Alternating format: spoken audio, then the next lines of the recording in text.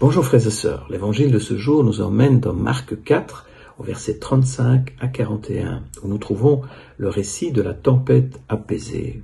Après une journée de prédication intense, le soir venu, Jésus veut s'éloigner de la foule et il monte dans une barque et demande à ses disciples de passer sur l'autre rive.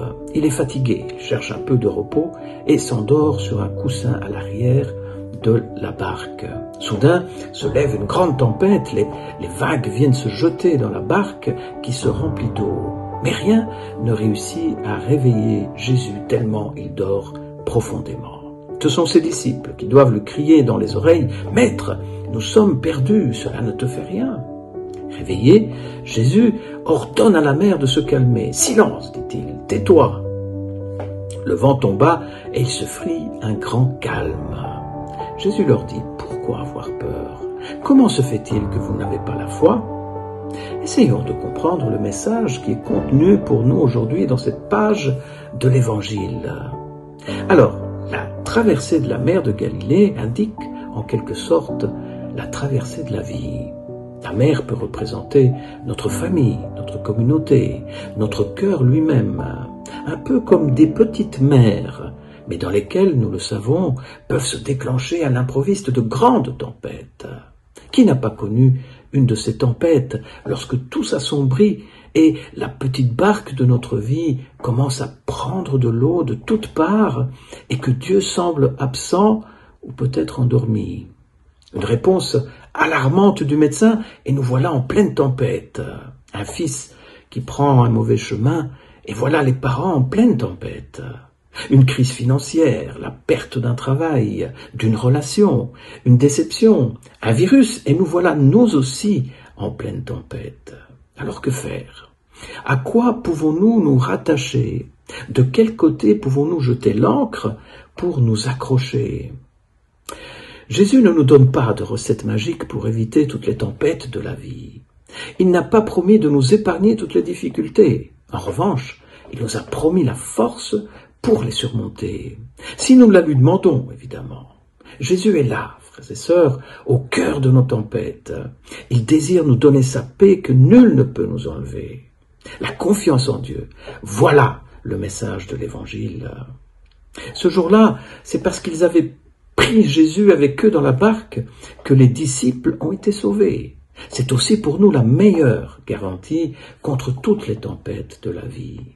Le moyen pour garder Jésus dans la petite barque de notre vie, de notre famille, de notre Église, de qui nous sommes, eh bien c'est la foi, la prière et la fidélité à sa parole. Le manque de foi que Jésus a reproché aux disciples, c'est précisément celui d'avoir mis en doute le fait qu'il se soucie d'eux. Ça ne te fait rien, que nous périssions, disent les disciples. C'est une phrase qui a touché Jésus, certainement. Car lui, plus que personne, tient à nous. Dieu prend soin de nous. Il se soucie de nous. Et de quelle manière, on ne peut même pas l'imaginer. Une anecdote qui est citée fréquemment et que j'ai moi-même citée il n'y a pas si longtemps, parle d'un homme qui fait un rêve. Il a vu 2 rangées de pas imprimées sur le sable du désert et il comprend que l'une correspond à ses propres pieds et l'autre à ceux de Jésus qui marchait près de lui. À un moment donné, la 2e rangée de pas disparaît et il comprend que cela correspond précisément à un moment difficile de sa vie. Alors il commence à se plaindre auprès de Jésus en lui reprochant de l'avoir laissé seul au moment de l'épreuve. « Mais j'étais avec toi, répond Jésus. Mais comment pouvais-tu être avec moi si les traces de tes pas n'apparaissaient pas sur le sable ? En effet, les traces que tu vois sont celles de mes pas à moi, répond Jésus, car à ce moment-là, eh bien, je t'avais pris dans mes bras. » Frères et sœurs, souvenons-nous de cette histoire lorsque nous sommes tentés de nous plaindre auprès du Seigneur parce qu'il semble nous laisser seuls. Alors ici, nous voyons que Jésus calme la tempête pour apaiser la peur des disciples, mais voilà qu'alors ils sont saisis d'une autre grande crainte. Ils sont passés de la peur de la tempête à la crainte de Dieu. Je vous laisse méditer sur cet aspect-là. Que Dieu nous bénisse. Seigneur, nous voici à bord de ce bateau sur lequel tu nous as invités à monter. Nous savons que tu es avec nous quoi qu'il arrive, par beau temps comme par tempête.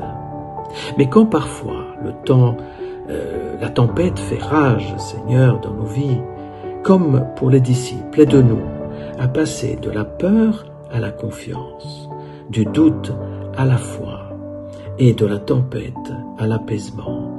Grâce à toi qui viens encore nous dire aujourd'hui que tu es avec nous tous les jours jusqu'à la fin du monde. Amen. Que Dieu bénisse cette parole. Bonne semaine à vous.